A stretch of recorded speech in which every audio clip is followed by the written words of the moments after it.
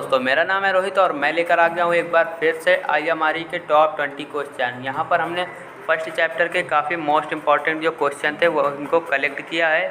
तो चलिए इस वीडियो में बात कर लेते हैं टॉप 20 क्वेश्चन की। तो सबसे पहला क्वेश्चन है हमारा, वर्कशॉप में भारी सामान उठाते समय अधिकतम भार शरीर के किस अंग पर होना चाहिए। तो यहाँ पर स्टूडेंट काफ़ी कंफ्यूज हो जाते हैं। तो चलिए हम इस क्वेश्चन का आंसर बताते हैं और इसको पहले डीप से समझा देते हैं।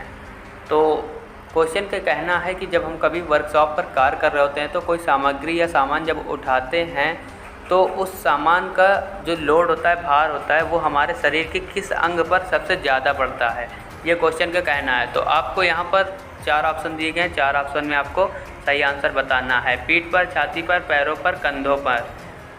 तो यहाँ पर राइट आंसर जो है वो है थर्ड, पैरों पर। पैरों पर हमारा सबसे ज़्यादा लोड पड़ता है।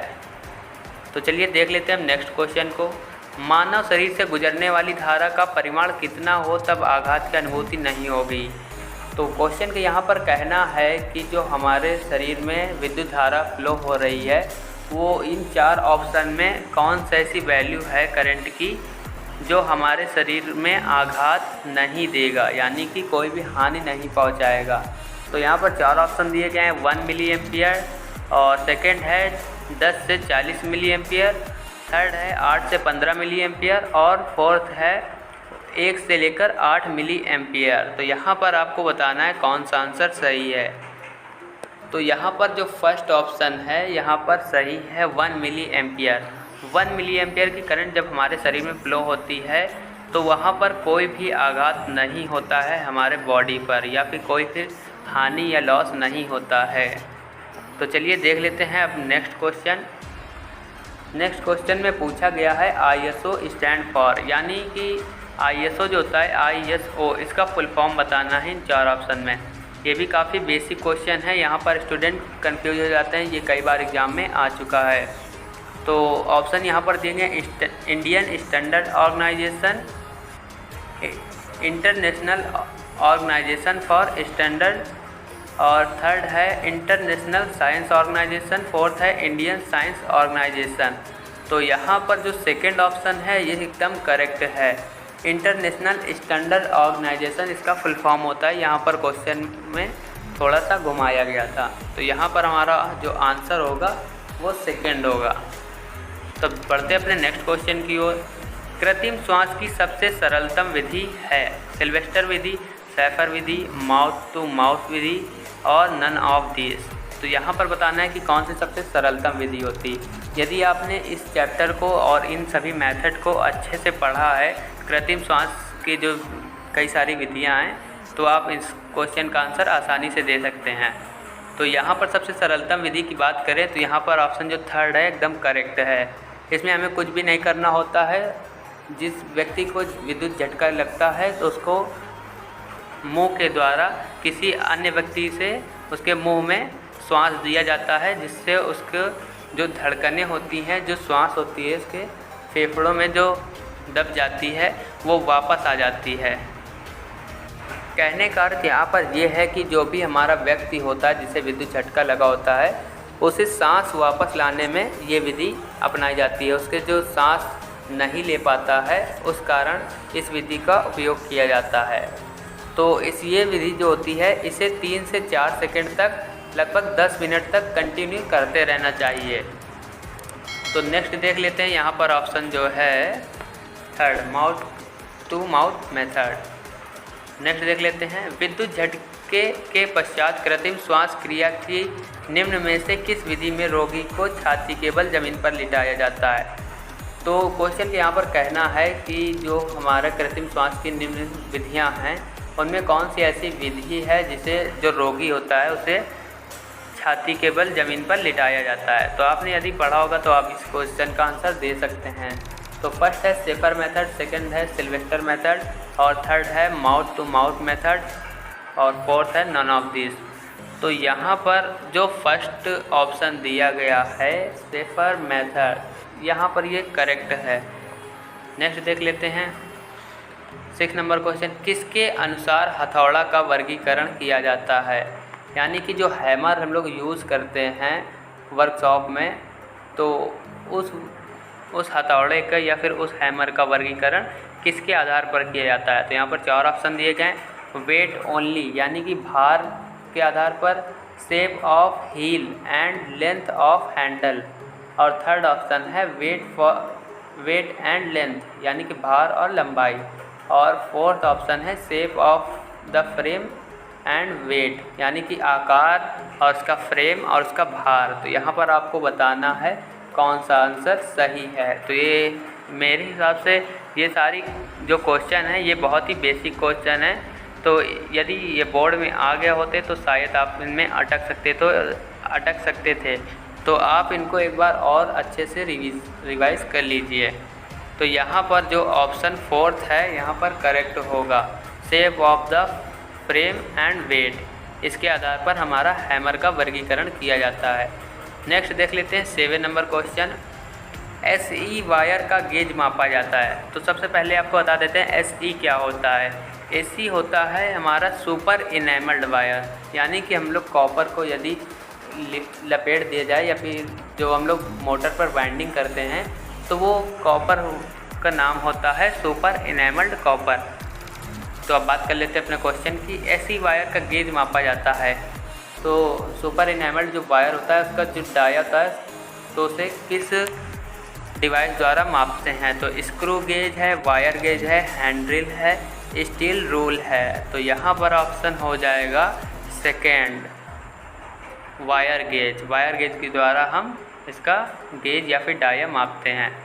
नेक्स्ट है हेक्सा ब्लेड की लंबाई मापी जाती है। तो आप शायद इनमें से आंसर नहीं बता पाएँ, तो चलिए हम इसके ऑप्शन पढ़ लेते हैं। एक सिरे से दूसरे सिरे तक की दूरी, दोनों पिन होल्स के केंद्रों के बीच की दूरी, दोनों पिन होल्स के बाह्य सिरों के बीच की दूरी, दोनों पिन होल्स के भीतरी सिरों के बीच की दूरी। तो हेक्सा ब्लेड की लंबाई किसके अनुसार मापी जाती है। तो यहाँ पर जो सेकंड ऑप्शन है ये यहाँ पर एकदम सही है। जो हमारा हेक्सा का ब्लेड होता है, हेक्सा यानी कि जो लोहे की सरिया वगैरह काटने के लिए जो हम लोग आरी का प्रयोग करते हैं, उसके जो ब्लेड की लंबाई होती है वो हम लोग पिन होल्स जो होते हैं उनके केंद्रों के बीच की दूरी से उसकी लंबाई मापी जाती है। नेक्स्ट देख लेते हैं 9 नंबर क्वेश्चन। तारों को पकड़ने, जोड़ने व छीलने में किस टूल का प्रयोग किया जाता है। Combination plier, screw driver, vernier caliper, round nose plier. तो स्क्रू ड्राइवर हो नहीं सकता, वर्नियर कैलिपर भी नहीं होता, कॉम्बिनेशन प्लायर और राउंड नोज प्लायर में आप कंफ्यूज हो सकते हैं। तो यहाँ पर ऑप्शन ए सही है, कॉम्बिनेशन प्लायर। नेक्स्ट देख लेते हैं प्लायर किस धातु के बने होते हैं। यानी यहाँ पर कहने का अर्थ है कि जो हम लोग प्लास यूज करते हैं वो किस मटेरियल का बना होता है, उसका आगे का मटेरियल, ना कि उसके ऊपर जो इंसुलेशन मटेरियल चढ़ा होता है वो। तो उसका आपको बताना है स्टील का होता है कि आयरन या फिर निकल या कोबाल्ट। तो यहाँ पर जो सेकेंड ऑप्शन है आयरन, यहाँ पर सही है। हम लोग जो प्लायर यूज करते हैं वो लोहे का बनाते हैं। नेक्स्ट देख लेते हैं 11 नंबर क्वेश्चन। स्क्रू ड्राइवर किस माप तक प्रयोग किए जाते हैं। तो जो हम लोग पेचकस यूज करते हैं स्क्रू ड्राइवर, उनकी जो लंबाई होती है वो कितनी लंबाई तक प्रयोग करते हैं। तो 100 mm है, 150 mm है, 200 से 250 mm व 250 से 300 mm, ऑल ऑफ दीज। तो यहाँ पर ये नहीं दिया गया है कि किस कार्य के लिए स्क्रू ड्राइवर। हम लोग कई प्रकार के कार्य करते हैं तो उस कार्य के अनुसार हम लोग के अलग अलग स्क्रू ड्राइवर होते हैं हर साइज़ के। तो यहाँ पर हमारा ऑप्शन हो जाएगा फोर्थ, ऑल ऑफ दिस। वैसे हमारा जो स्क्रू ड्राइवर होता है उसकी जो लेंथ होती है, लंबाई जो होती है वो होती है 5 इंच से लेकर 8 इंच तक। तो यहाँ पर यदि दिया गया होता कि इस कार्य के लिए या फिर कितनी लंबाई होती है उसकी, तो यहाँ पर ऑप्शन ए सही हो सकता था। लेकिन अभी यहाँ पर ऑप्शन फिफ्थ करेक्ट है। नेक्स्ट देख लेते हैं। पेज टेस्टर में प्रयोग इलेक्ट्रोड का रेजिस्टेंस होता है high, low, medium, none of this. तो यहाँ पर ऑप्शन जो सेकेंड है लो, ये यहाँ पर सही है। नेक्स्ट देख लेते हैं। हैमर किस धातु का बना होता है, यानी कि जो हथौड़ा होता है वो किस धातु का बना होता है। अभी ऊपर आपने पढ़ा प्लायर, यहाँ पर है हैमर। तो carbon steel, cast iron steel, A व बी बोथ। तो यहाँ पर हम लोग का जो आंसर है वो है फर्स्ट, कार्बन स्टील का हम लोग हैमर प्रयोग करते हैं। नेक्स्ट है राउल प्लग टूल का प्रयोग कहाँ किया जाता है? दीवार पर छेद करने के लिए, कील ठोकने के लिए, इंसुलेशन छीलने में, छेनी के रूप में। तो आपको बताना है कि राउल प्लग जो होता है उसे किस कार्य के लिए प्रयोग करते हैं। तो यहाँ पर ऑप्शन ए है, यहाँ पर ऑप्शन ए करेक्ट है। दीवार पर छेद करने के लिए हम लोग राउल प्लग का यूज करते हैं। नेक्स्ट देख लेते हैं हैक्सा क्या होता है? लोहे की आरी, लकड़ी की आरी या फिर रेती? तो यहाँ पर ऑप्शन ए सही है। लोहे की आरी को हम लोग बोलते हैं हैक्सा, लकड़ी की आरी को बोलते हैं हम लोग रिप्सा।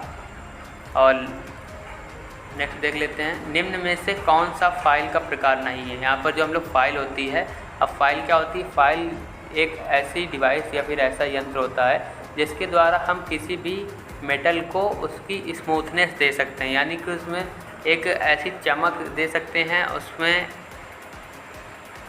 फिर उसे स्मूथ कर सकते हैं, इसलिए हम लोग फाइल का यूज़ करते हैं।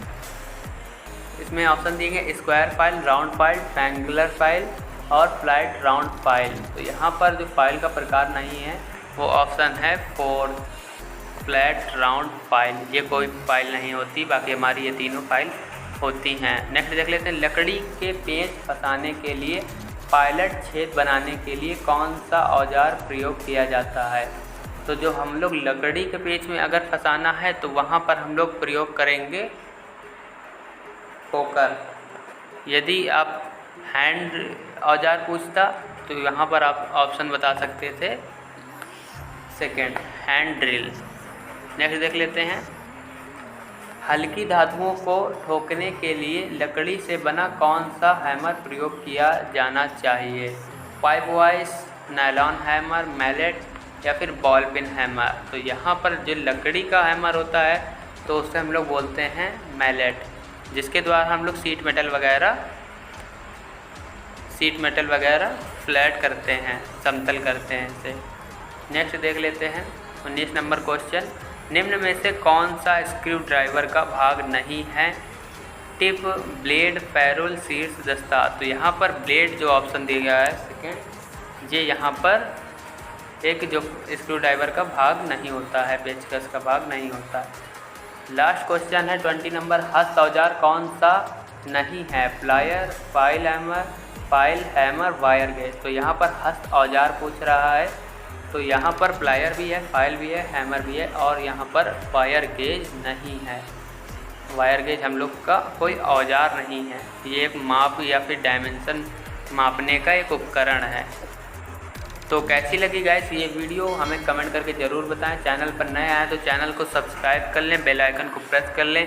आज की वीडियो में केवल इतना ही। जय हिंद।